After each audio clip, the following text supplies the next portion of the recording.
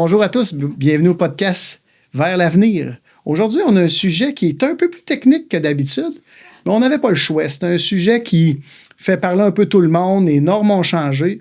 On a invité des experts qui vont enfin nous démêler ou peut-être plus nous mêler. En tout cas, on verra ça au courant du podcast. On vient vous parler de garde-corps, mais pas juste le garde-corps comme on connaît sur le bord d'un balcon, mais tout ce qui est en rapport avec les garde-corps. Aujourd'hui, on va vous aider à décortiquer les sujets, comment reconnaître une condition de garde-corps, ce que ça implique réellement au niveau de la composition du vitrage, quel vitrage qu'on va choisir. Évidemment, où se cachent les risques et les implications techniques et comment éviter les mauvaises surprises en chantier. Avec moi aujourd'hui, Mathieu et Marilyn. Bonjour. Bonjour. Bonjour Vincent. Bonjour à vous deux. J'aimerais ça que vous preniez un instant pour vous présenter, nous dire un peu à tous et à tous les gens qui vont nous écouter, c'est quoi votre compétence dans ce domaine qui est hyper niché? Oui, moi c'est Mathieu Audet, je suis ingénieur spécialisé en calcul de vitrage. J'ai commencé dans l'industrie aux alentours de 2008. J'ai travaillé pour des vitreries commerciales pendant plusieurs années. Donc, dans les usines, sur les chantiers, tout ça. Puis ensuite, j'ai démarré mon entreprise d'ingénierie en 2016, MCI, verre structurel aluminium. Donc, il y a environ 10 ans, on a travaillé sur toutes sortes de projets de verre, d'aluminium, des garde-corps, des murs rideaux, des lanterneaux, toutes sortes de choses. Donc, ça ressemble à ça. Merci. Bonjour, moi c'est Marilyn Ross. Je suis ingénieure associée chez Glassfix avec Mathieu. J'ai, tout comme lui, un petit parcours de gestion de projet au sein d'une vitrerie pendant environ 10 ans.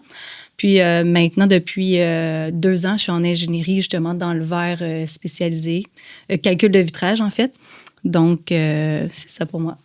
C'est quand même assez spécial. Puis je suis vraiment fier d'avoir au podcast 2 personnes qui se sont spécialisées là-dedans. On va dire, comme on dit, quand on est jeune, on va être pompier, policier, ambulancier, mais calculateur de verre, attends un peu, là, c'est un métier assez spécifique. Là, on s'en va, là, en partant, on va essayer de démêler les gens. Un garde-corps, là, les gens, on voit juste celui-là sur le bord d'un balcon, mais essayez un peu de nous aiguiller. Là, c'est où qu'on a la condition garde-corps? En fait, un garde-corps, c'est pas seulement, comme tu l'as dit, un garde-corps de balcon ou de centre commercial là, en rive de dalle. En fait, il y a les balustrades, puis il y a les murs servant de garde-corps. Un mur servant de garde-corps, ça pourrait être, par exemple, une fenêtre qui se situe dans un mur extérieur où il y a un risque de chute de l'autre côté. Donc, on a les fenêtres qui peuvent être en condition de garde-corps. On a des murs rideaux. On a les balustrades de balcon, d'escalier. On a aussi souvent les cloisons vitrées qui sont en rive de dalle pour des mezzanines quand on a des aires ouvertes. Pour être en condition de garde-corps, il y a 2 choses qu'il faut. En fait, la première, ce serait la hauteur de garde-corps. La hauteur de garde-corps, elle est prescrite par le code, mais elle n'est pas toujours la même. Mais généralement, on est habitué d'entendre le 42 pouces et un 8, qui sera en millimètres le 1070. Donc, si notre vitrage se situe en dessous de cette hauteur, on est en condition de garde-corps et il faut aussi qu'il y ait une possibilité de chute. Donc, le plancher sur lequel on se situe est à plus de 600 mm du sol de l'autre côté de l'élément en question. Dans le fond, Marilyn, ce que j'ai déjà entendu en commençant, c'est que ces mesures-là, là, on y va, comme on dit, les règles générales, mais ça ne veut pas dire que ce qu'on va dire aujourd'hui, c'est qu'il faut prendre ça pour du cash. Là. Chaque condition peut apporter des petites spécifications. Là. Exactement. Il faut l'analyser à chaque fois, mais c'est presque dans tous les cas que c'est ces mesures-là qui s'appliquent, mais il y a quelques exceptions, effectivement. Il faut analyser chaque projet. Parfait. Je rajouterais peut-être un petit point, là. Comme tu le mentionnais, faut pas prendre tout pour du cash. Ce qu'on va dire aujourd'hui, c'est les lignes directrices, mais c'est vraiment analyser au cas par cas. Ce qu'on va dire aujourd'hui, ça ne remplacera pas un saut sur un projet. On veut que vous fassiez vérifier vos choses. On est là aujourd'hui pour donner des informations de façon générale, mais on se valide quand même projet par projet. Absolument, absolument. Là, juste pour être clair, le côté balustrade, là, le balcon, le côté garde-corps qui est plus une fenêtre, ça ne doit pas se traiter pareil. Hein? Est-ce que je me trompe? Effectivement, je trouve ça intéressant que tu amènes la précision parce que le terme balustrade, c'est pas nécessairement un mot qui est très connu. C'est un mot qu'on vient intégrer pour justement créer une distinction entre les 2 cas. Parce que Il y a les murs servant de garde-corps, comme Marilyn l'a dit. Ça peut être une fenêtre, ça peut être un mur rideau, ça peut être une cloison intérieure. On voit souvent dans les édifices commerciaux du verre qui est planché à plafond. Si on est au niveau du deuxième étage, troisième étage ou peu importe, qu'il y a un risque de chute. Donc, ça va être un mur qui agit comme un garde-corps. L'autre, la balustrade, c'est celui sur lequel on va pouvoir s'appuyer. Donc, il va généralement être à une hauteur de 1070. Donc, balustrade, c'est le petit sur lequel on peut s'appuyer. Mur servant de garde-corps, c'est vraiment quand on a une élévation. C'est pas nécessairement complètement vitré, ça peut être une insertion. Autant intérieur qu'extérieur, ça peut s'appliquer. Là, dans un hall d'entrée à 2 étages ou à l'extérieur où les gens peuvent tomber. Là. On parle tout de suite d'une affaire parce que moi, ça m'inquiète. Est-ce que c'est les mêmes règles si on a un petit bâtiment, un gros bâtiment, commercial, résidentiel? Essayez de m'éclairer un petit peu là-dessus. Là. Effectivement, il y a une distinction à faire parce que dans le code, on a la partie 9 du code puis la partie 3. La partie 9, ça parle plutôt des bâtiments, des petits bâtiments résidentiels, nos maisons. Mais il peut y avoir aussi des petits immeubles multilogements. Pour être dans la partie 9, ça prend un bâtiment qui a 3 étages maximum, donc 3 étages et moins. Puis aussi, il ne faut pas avoir plus de 600 mètres carrés de superficie de bâtiment. Donc, ces 2 catégories-là, si on se penche sur la partie 9 pour commencer, les charges garde-corps s'appliquent sur certaines zones. En fait, ça serait surtout dans les escaliers et les paliers d'escalier, puis aussi dans les espaces communs. Là, on nous demande des fois, est-ce qu'un salon d'une unité d'habitation, c'est considéré comme un espace commun? Ce serait non. Un espace commun, ce serait les corridors entre les unités de logement, par exemple, des salles que les résidents peuvent se partager, comme un gym, par exemple. Puis là, mettons qu'on est dans un building qui est plus gros. De plus grande envergure. De plus grande envergure, en fait, c'est que là, on applique les charges garde-corps partout, même dans les espaces communs. Donc, c'est la distinction à faire entre les deux. Donc, qu'est-ce que ça dit dans le code? C'est que si, par exemple, je suis dans une chambre, par exemple, d'une unité d'habitation, qu'on est dans un petit bâtiment de la partie 9, bien, on n'aurait pas à considérer les charges garde-corps. Présentement, il n'y a rien dans le code qui l'exige. Puis, on pourrait, par exemple, avoir un bâtiment de 20 mètres, être au 3e étage, puis on n'aurait pas besoin de le considérer. T'as peu, là, c'est curieux. Là. Mathieu, tu vas m'aider un peu. Tu es en train de me dire que le gros bâtiment, on va faire notre job, puis le petit bâtiment, on passe vite. Là. Même si on est au 3e étage à 20 pieds dans les airs. Là. C'est une bonne question. En fait, une distinction que je voudrais apporter, c'est que là, ce qu'on vient de mentionner, ce que Marilyn vient de mentionner, c'est vraiment au niveau des murs servant de garde-corps, les balustrades qu'on appelle, les petits sur lesquels on peut s'appuyer. Ça, s'il y a une possibilité de chute, on va toujours appliquer les charges de garde-corps dans ces cas-là. Mais au niveau des murs qui agissent comme garde-corps, étrangement, il y a une distinction qui est faite pour ces conditions-là. Donc, si on est, comme Marilyn le mentionnait, dans une chambre de notre résidence privée, même si on est au 2e étage et que notre fenêtre commencerait à une hauteur, disons, de 500 mm par rapport au plancher, en théorie, selon le code, on n'aurait pas besoin d'appliquer la charge de garde-corps dans le vitrage de cette fenêtre-là. C'est ce que le code mentionne. À ce moment-là, dans les petits bâtiments, ça serait juste escalier, rampe, palier, si on a une fenêtre dans un escalier. Mais là, on va parler avec le cœur. Là, je veux dire, si tu es un vitrier, tu es quelqu'un de consciencieux, là, tu vas vraiment mettre une fenêtre qui va du plancher au plafond. Puis dans la chambre à coucher, par exemple, on va dire, OK, c'est pas grave, on la laisse comme ça en verre trempé de base. Là. Parce que toi, qu'est-ce que tu ferais? Là? Est-ce que vous avez tous les deux été vitriers aussi, en plus d'être ingénieurs? J'aime ta question parce que on dit toujours que le code, c'est un minimum.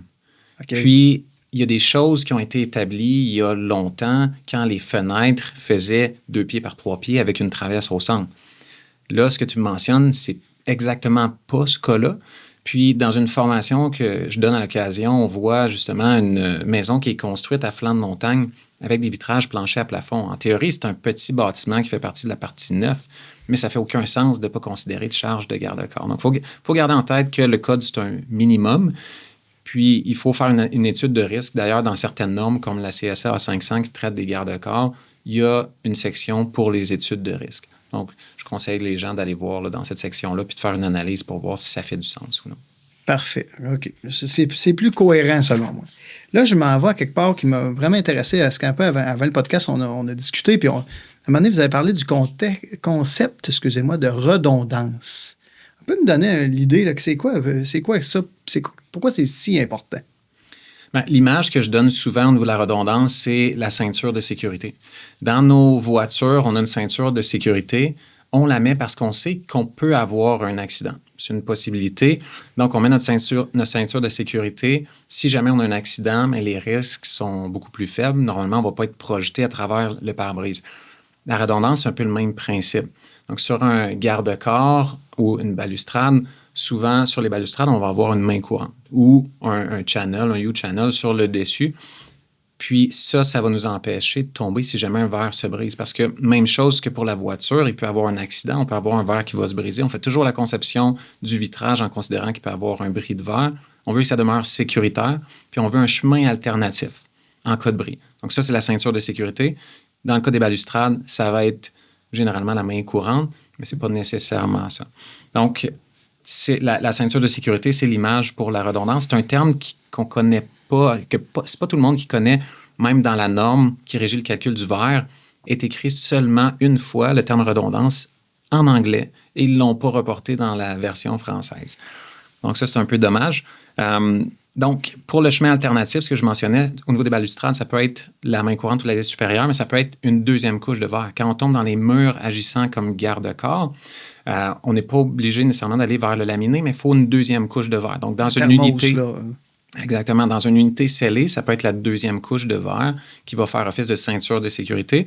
Dans les cloisons intérieures, souvent, on va voir plus le laminé. À ce moment-là, c'est la deuxième couche du laminé qui va faire office de ceinture de sécurité.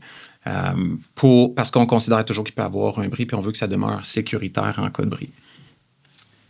Là, ce que j'entends, là, c'est que les deux couches fait que la première va briser, la deuxième va te soutenir dans le cas d'un bris. Mais lorsque le bris a été fait, il n'y a pas toujours un vitrier à 3 minutes tout prêt à mettre un nouveau verre. Fait que je comprends qu'il y a comme un espace de temps là, que là, le propriétaire du bâtiment se doit d'aller sécuriser ça avec un plywood ou quelque chose, le temps qu'arrive un nouveau verre sécuritaire, parce que là, on perd la redondance. Puis le prochain bris, c'est la chute. Là.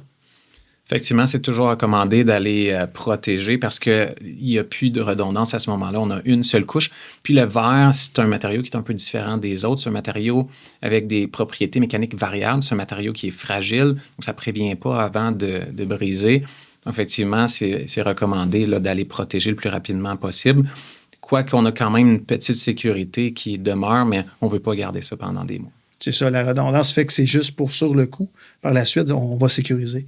Est-ce que je me trompe ou on va avoir des cloisons de verre qui vont être dit laminées, qu'on n'aura pas nécessairement besoin de mettre la main courante, étant donné qu'ils sont laminés, puis ceux qui auront une main courante, on n'aura pas nécessairement besoin de faire le contraire, de mettre un verre laminé, qu'on va pouvoir mettre juste un verre trempé, à cause qu'il y a une main courante. Est-ce que je comprends bien le principe? Effectivement, on avait parlé de la lisse supérieure, de la main courante. Là, quand je dis la lisse supérieure, c'est le U-channel qu'on va mettre sur le dessus des balustrades. La main courante, c'est souvent plus tubulaire, des fois un petit peu moins haute que le dessus des verres. Donc, on a la possibilité, effectivement, d'utiliser du verre trempé avec soit la lisse supérieure ou la main courante qui va faire office de redondance ou de ceinture de sécurité. Donc, ça, c'est une possibilité. Sinon, on peut aller vers le laminé. Donc, on peut faire des balustrades seulement verre, pas de main courante sur le dessus, pas de U-channel, rien.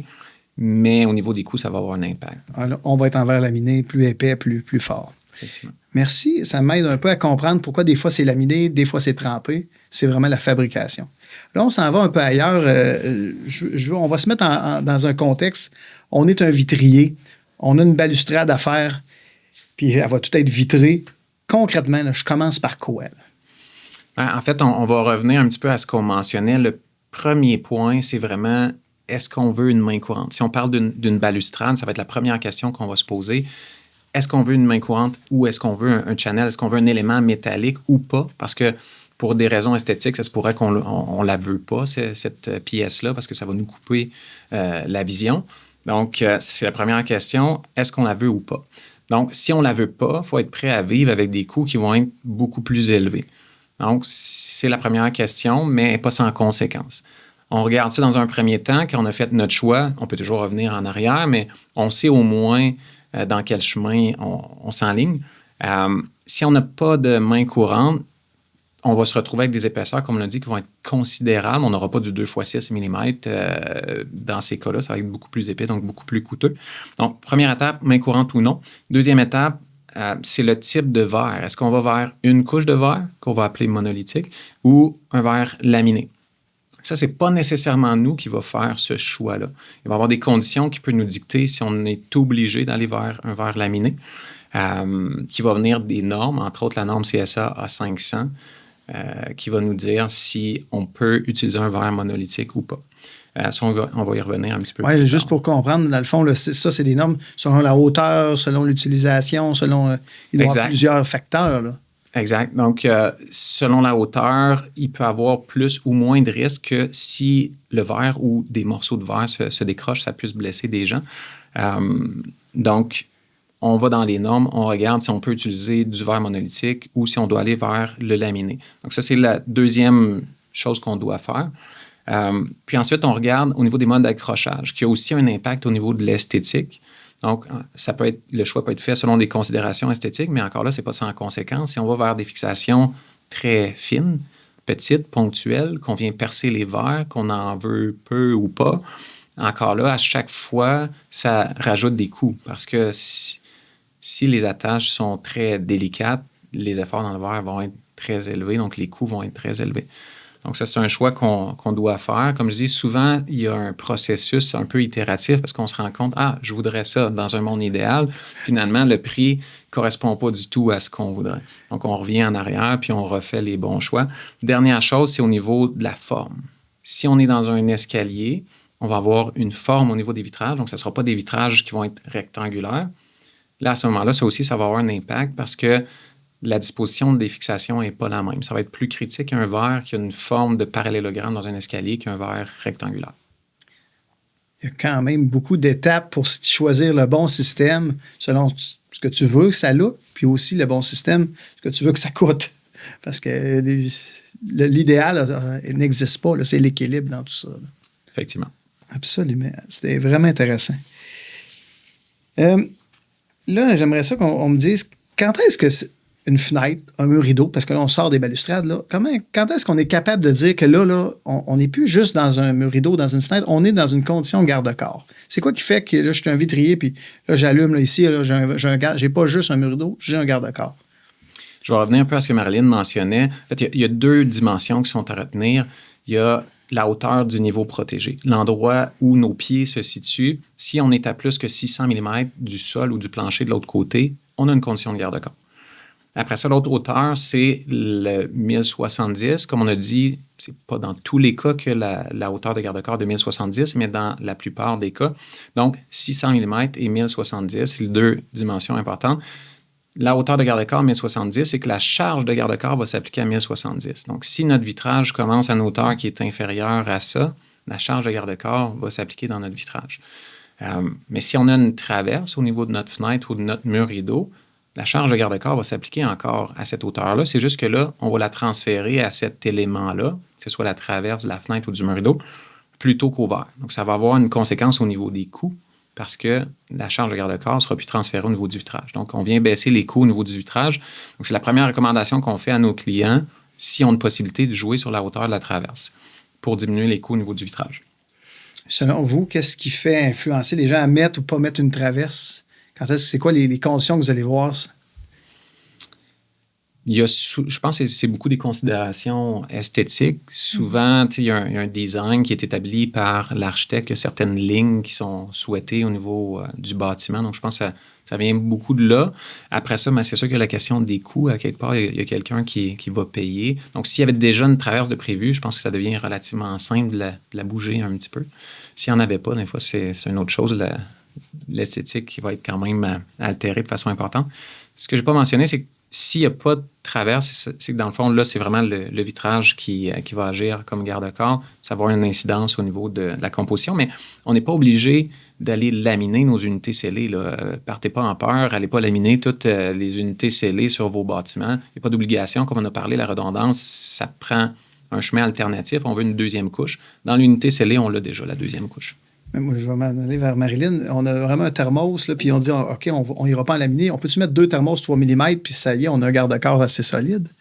Non, justement, les gens vont avoir tendance à dire, ben j'ai 2 fois 3 mm ou je vais simplement tremper mon verre intérieur, puis ça va être correct. Dans la majorité des cas, quand on a une charge de garde-corps qui s'applique sur une unité scellée, le verre intérieur, 3 mm, c'est très rare que ça fonctionne. Il faut augmenter généralement. Ton minimum que tu vois qu'en bas de ça, tu as déjà un flag rouge là, qui allume, là, que tu dis c'est impossible. Ben 3 mm, c'est très rare. Automatiquement, c'est plus des petits. Ça arrive, ça peut fonctionner avec du 4, du 5 pour des petits, mais 3 mm, c'est assez rare que ça fonctionne. On est plus proche du 6 en montagne, ce que j'entends. Là.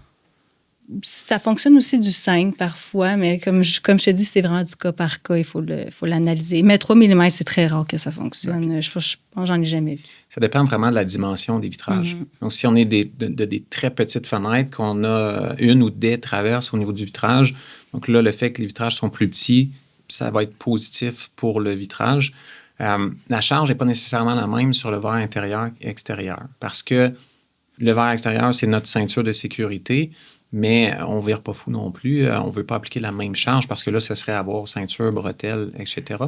Ce qui fait qu'on est capable, des fois, d'aller optimiser puis d'avoir une épaisseur de verre intérieur qui est un petit peu plus grande que celle du verre extérieur. Mais comme Marilyn le disait, 2 fois 3 mm. Là, c'est pas assez, mais je suis quand même content d'entendre qu'on n'est pas obligé, comme tu dis, de tout mettre puis que ça devienne comme une forteresse. Là. Il y a un minimum à mettre pour que ça tienne, puis on n'a pas nécessairement besoin de doubler puis tripler toujours. On s'en va ailleurs, vraiment. Là, on est vraiment dans nos murs rideaux, dans nos fenêtres. Mais des fois, ils rouvrent ces fenêtres-là. C'est quoi l'impact que ça a? Au niveau de la distinction entre les ouvrants et les fixes, moi, je dis toujours aux gens, voyez ça comme 2 choses complètement séparées. Oh. Dans beaucoup d'articles du Code, les 2 sont ensemble, mais ça crée plus de confusion que d'autres choses. Je nomme un article, là, les gens pourront aller voir, ils ne sont pas obligés de le retenir par cœur, là, mais l'article 3348, puis là, je suis dans le Code du Québec, le Code de construction du Québec, pas le CNB qui est le Code pour le Canada. Dans cet article-là, on est dans les suites des habitations, donc dans un logement, disons, d'un grand bâtiment, on est dans la partie 3, donc plus de 3 étages ou plus de 600 mètres carrés. Dans cet article-là, on mentionne que ça prend, si on a un ouvrant, ça prend un garde-corps d'une hauteur de 1070 pour le protéger. Mais si l'ouvrant commence à plus de 900 mm par rapport au plancher, on n'a plus besoin. Donc, c'est pour ça, c'est que dans le fond, il faut comprendre l'intention derrière ça. C'est que la question des ouvrants, c'est pour protéger les enfants qui n'ont pas de connaissance du danger. C'est ce qu'on va voir dans les annexes du Code, c'est ce qui nous explique. Les enfants n'ont pas la connaissance du danger, donc on veut les protéger. C'est pour ça qu'on met des limiteurs d'ouverture pour avoir une ouverture à 100 mm maximum. Puis c'est ce qui fait qu'on n'a pas besoin d'aller protéger notre ouvrant avec un garde-corps s'il commence à plus de 900 mm parce que le risque qu'un petit enfant puisse escalader puis tomber devient relativement faible. Mais ça ne fait pas en sorte qu'on n'a plus besoin d'appliquer la charge de garde-corps. La charge de garde-corps s'applique à 1070 dans tous les cas. Une fois l'ouvrant fermé, l'adulte qui va trébucher ne va pas dire « Oh non, je ne vais pas trébucher ici, c'est un ouvrant. » Donc, on va appliquer la charge de garde-corps autant dans les ouvrants que les fixes parce que la charge de garde-corps s'applique à la hauteur de garde-corps requise, comme on l'a mentionné, qui est généralement de 1070. Fait que c'est là un petit peu la confusion. Tu ouvres le volet, des fois, ça devient des volets de lavage, tout ça. Tu as un adulte qui est en train de laver versus l'enfant que lui, il pourrait tomber. Exact. Mais quand tout ça est refermé, ben là, ça devient, il faut quand même y penser. Là. On s'en va ailleurs. Au niveau des grands buildings, on sait, plus qu'on monte, là, oui, on va être dans le code, on sait qu'on a besoin, mais est-ce que c'est le même code au 3e étage, au 15e, au 20e? Et qu'est-ce que ça change sur nos garde-corps? Qu'est-ce que vous avez à ajuster? Puis est-ce que ça se peut qu'on doive un peu y aller en progression, si on veut, puis c'est aussi pour sauver des coûts, là, évidemment. Qu'est-ce que vous en pensez? Bien, concrètement, oui, effectivement, c'est le vent qui a un impact quand tu montes, parce que la charge garde-corps, elle, peu importe où est-ce que tu te situes, elle ne change pas. Donc, pour les bâtiments de grande hauteur, bien, si on va, disons, avec une unité scellée de dimension standard, pas trop grande, bien, je vais juste recommencer. Premièrement, il y a la combinaison de charges que j'ai oublié de parler. Qu'est-ce que c'est ça? On vérifie la charge garde-corps, mais aussi la charge de vent pour les vitrages. Puis, On les combine ensemble. On ne fait pas la vérification séparément. Donc, on suit des combinaisons de charges qui sont inscrites dans le code. Donc, quand on a une unité scellée de dimension standard, c'est très rare que ça va être le vent qui va guider le choix de vitrage. C'est vraiment la charge de garde-corps qui va avoir un impact sur le traitement thermique puis l'épaisseur du verre.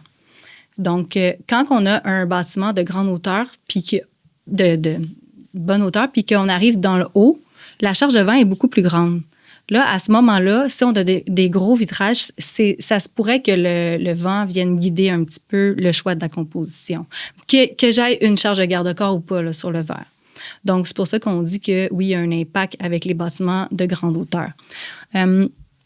Pour les balustrades maintenant, on fait la même chose. On combine la charge de vent et la charge de garde-corps. Par contre, sur les balustrades, peu importe la dimension du verre, le vent a un impact un petit peu plus significatif dans la composition du vitrage. Ce que j'entends, là, c'est que c'est vraiment important d'un peu de faire un check spot ou une vérification avant de soumissionner ces jobs-là ou puis même avant de commencer à les produire parce que c'est ce qu'il va y avoir comme condition en bas pourrait être différent en haut. Puis si on ne veut pas un peu brûler notre budget. Puis on peut optimiser aussi le projet. C'est pas obligé. Si j'ai un bâtiment vraiment très volumineux avec beaucoup de vitrage, pour pas commencer à augmenter l'épaisseur du vitrage, changer la composition sur tout le bâtiment, c'est possible de le séparer en lots puis d'augmenter seulement une portion du bâtiment là, en termes d'épaisseur de vitrage pour sauver des coûts. Absolument. Sinon, peut-être juste faire attention, dans les bâtiments de grande hauteur, souvent, il y a des études de vent qui vont être faites. Puis c'est là où ça peut être à faire attention. Là, on en voit des bâtiments, des fois, où les charges de vent sont 3 fois plus élevées que ce qu'on est habitué de voir. Puis des fois, c'est plus exactement la même chose que ce qu'on viendrait calculer selon le code, parce que tu peux avoir des géométries de bâtiments qui vont faire en sorte qu'il va y avoir des accélérations à certains endroits. Donc, généralement, des bâtiments de plus de 60 mètres, on commence à se questionner. Puis même avant, ça ne coûte pas cher de poser la question, est-ce qu'il y a une étude de vent pour le projet? Ça va faire une belle différence sur, après ça, l'optimisation des coûts. Là. Je m'en vais un peu ailleurs, vraiment au niveau des traverses. On en a parlé un petit peu tantôt. Y a-t-il moyen d'optimiser la traverse pour optimiser aussi notre budget avec les garde-corps? Comment vous voyez ça? C'est quoi la règle de base ou la règle magique, si ça existe? Oui, bien, tantôt, Mathieu en a parlé un peu, mais il y a peut-être une chose.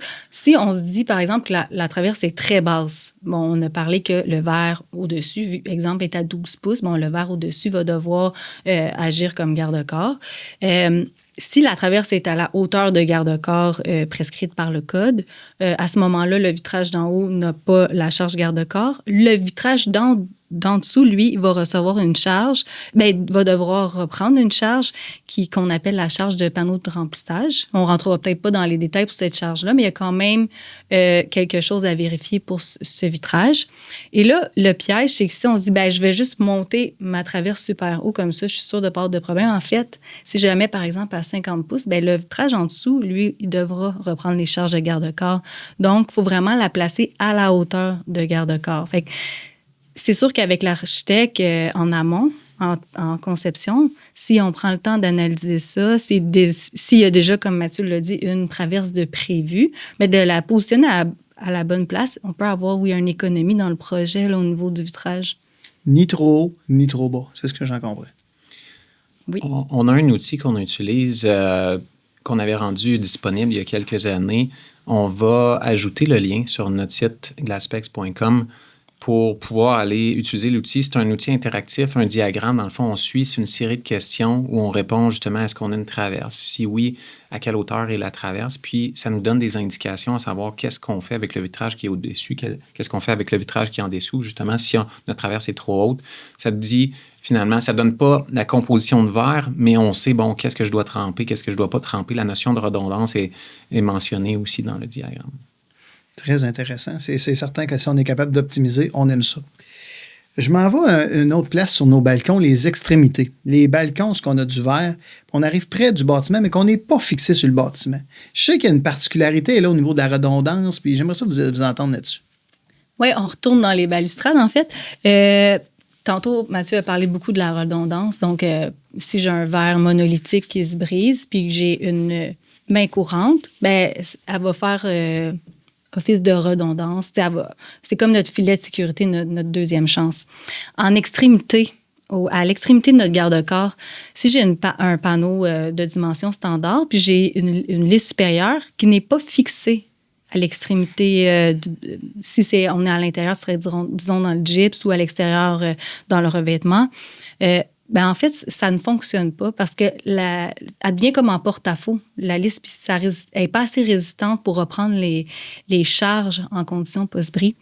Donc, c'est pour ça que on demande de la fixer dans le mur. Ça, c'est quelque chose qui doit être coordonné par contre au préalable. Si on arrive à la fin du projet, tout est fermé, puis il n'y a pas de fond de clouage en arrière du gypse, par exemple, on ne peut pas la fixer, la lisse. Donc, on ne peut pas accepter les La lisse dans le Connexel, c'est pas bon, ça? Non, dans le vinyle. Dans le vinyle, non, c'est pas bon. Non, ça ne fonctionne pas. Mais je suis certain que c'est le genre de choses qui doivent arriver régulièrement. Les Très projets souvent. avancés, puis les gens n'ont pas pensé à ça. Hein. Oui, effectivement.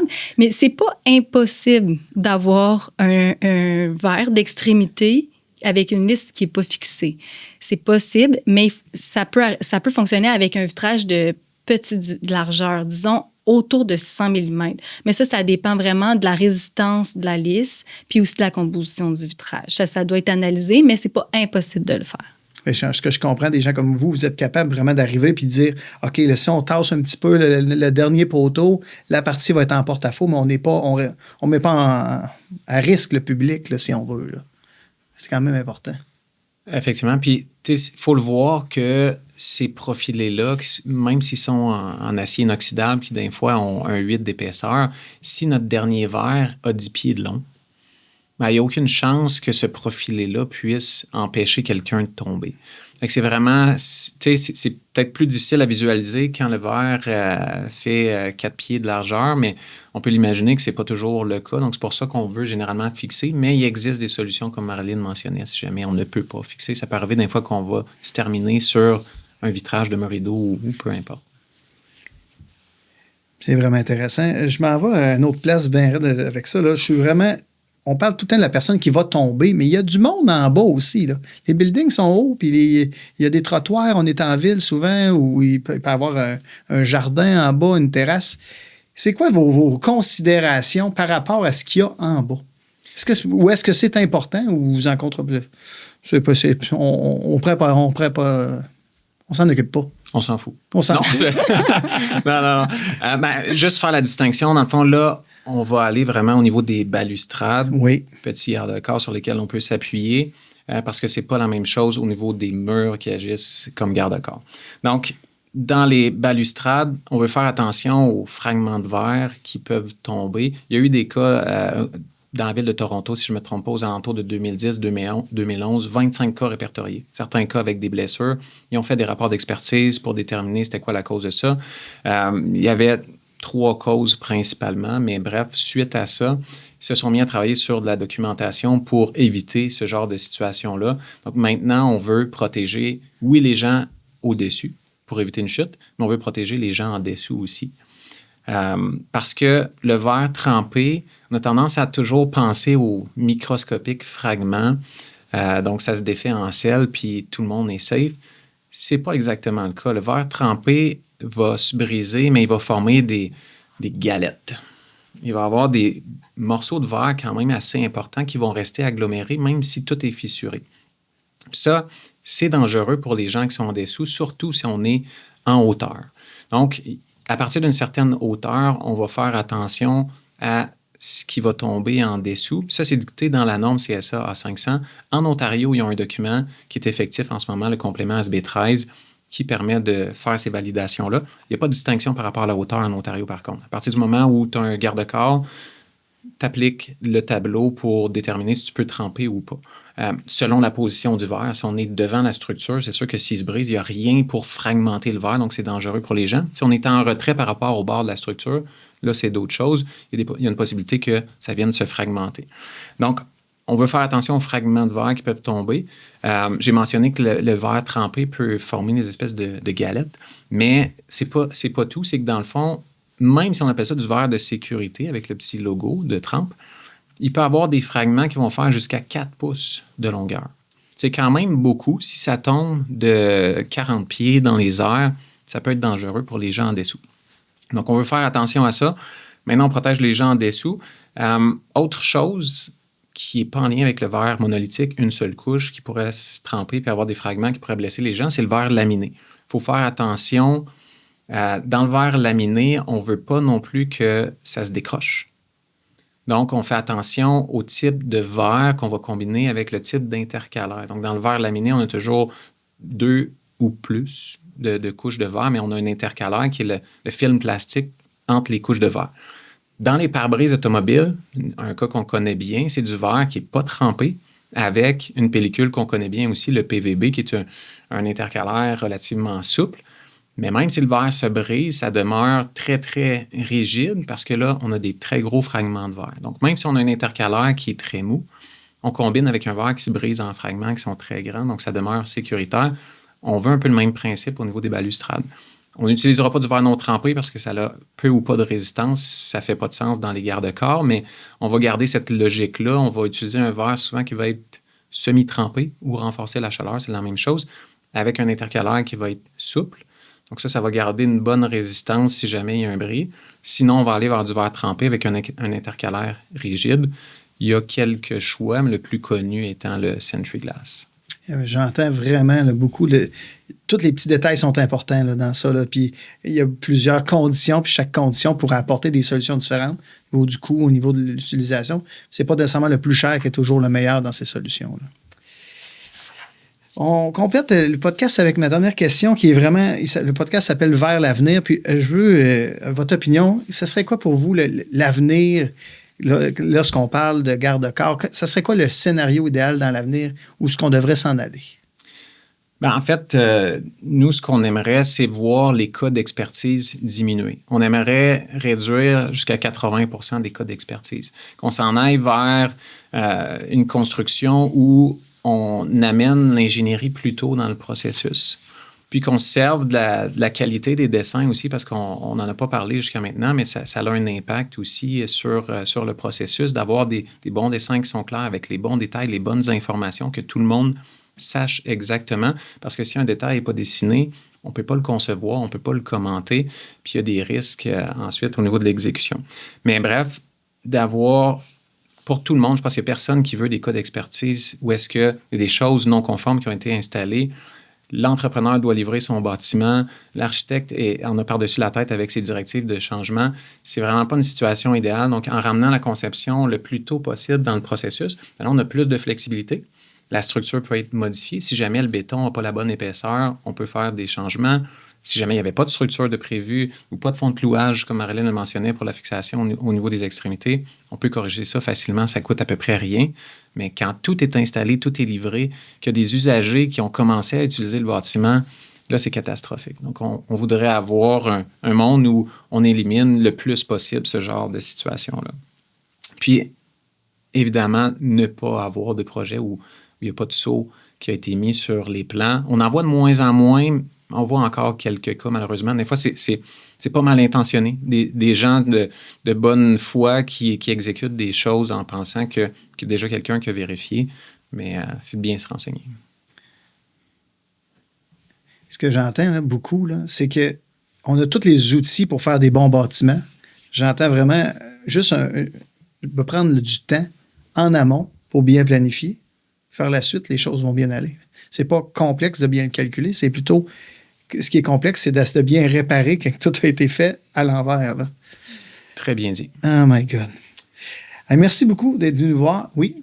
Je voulais juste en profiter, en fait, pour remercier les gens d'RG de nous recevoir aujourd'hui puis de nous permettre de partager notre savoir, parce qu'une des problématiques qu'on voit, c'est justement le fait que le savoir est un peu dissimulé dans les normes, dans des documents qu'il faut payer, des documents qui sont des fois discontinués et tout. Donc, de pouvoir le partager, pour nous, c'est toujours plaisant. Puis c'est très, très apprécié aussi de notre part, parce que je pense que tout le monde était un peu mêlé avec les changements qu'il y a eu dernièrement dans les garde-corps. C'était un petit peu la grosse question, qu'est-ce qu'on met pas. Là, j'ai tout le temps fait ça de même, était un petit peu moins applicable, puis je pense que c'est juste de la grosse logique. Aujourd'hui, on a vu vraiment un garde-corps vitré, c'est quoi? On a compris que c'est pas juste le balustrade, mais c'est aussi des murs rideaux, des fenêtres qui sont dans nos bâtiments.